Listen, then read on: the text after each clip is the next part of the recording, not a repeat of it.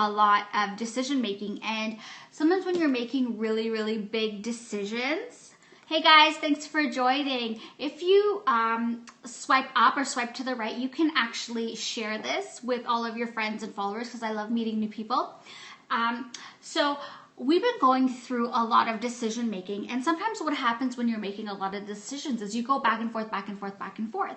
And I notice sometimes that I just feel, sometimes decisions, they just kind of make you feel sick. You kind of just feel awful and you're not sure why. It's not intentional, but and so I started researching, like, why do I feel like this during this whole process? I mean, it's really taking a toll on me. And so what I ended up, thank you, honey. What I ended up learning was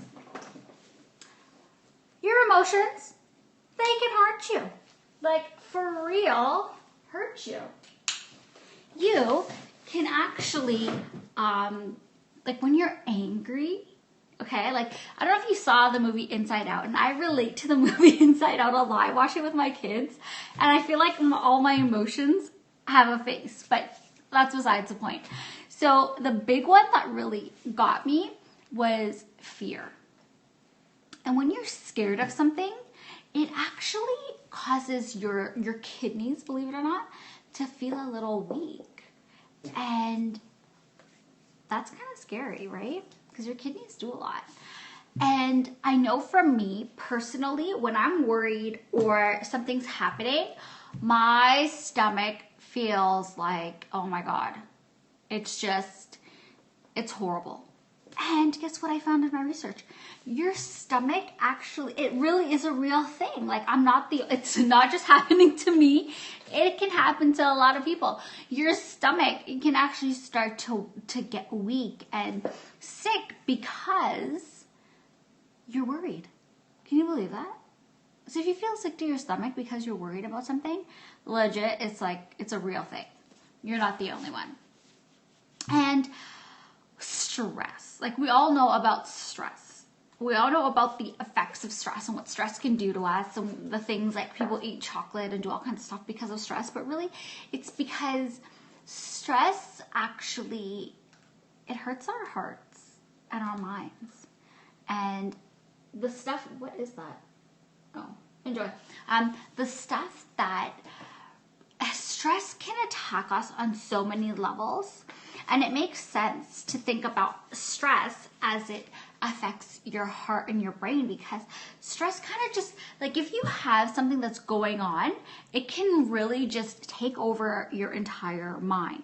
I mean, sometimes when I have something going on and I feel overwhelmed, or it's really just stressing me out, it's on my head, it clouds my judgment, and I do get a little emotional because I feel like, especially if it's something near and dear, it does break your heart in a sense.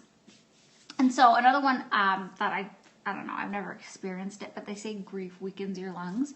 I didn't really do much research on that, but I think it's a good one if you find that if you have a respiratory issue and you are hit with a bout of grief and you feel like your respiratory issues are probably affected or not feeling well, it's probably something you should look into.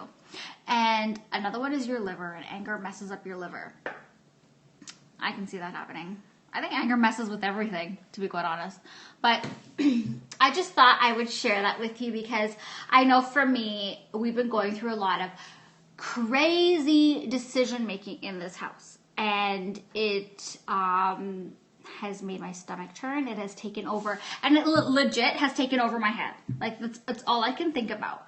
And I find that when I have to make really, really big decisions, I make them into humongous issues, and I kind of overanalyze what's happening or why I have to think about it in this light.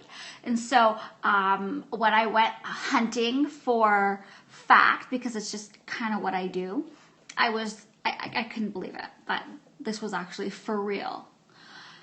But on a brighter note, sunshine, love, happiness, kindness, they heal your mind and your body. You laugh, you watch a really funny Vine video, or you're on YouTube and you kind of see something funny, it actually just it completely blocks whatever's stressing you on your head, and you feel good because you're laughing. You know, I have a couple of people that I follow that if I know, you do too, baby? I feel you. You're always happy. Yeah. So, anyways, all I'm trying to say is if you have a crappy day,